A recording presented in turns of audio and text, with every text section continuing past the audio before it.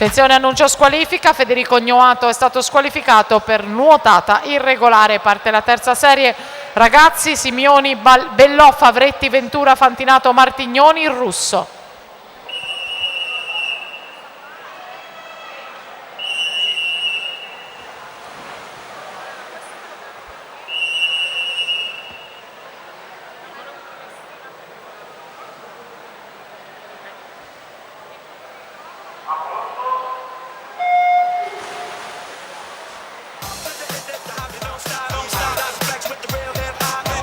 Davide Currieri 1:02 e 86 per la vittoria di serie. Partita la serie 3, intanto Alessandro Papa in 1, Alessandro Bonvicini in corsia 2. In corsia 3 Simone Toso, Massimiliano Matteazzi in 4, Matteo Pinto in 5, Alessandro Sperotto in 6, Francesco Penzo in 7, Matteo Marcat in 8.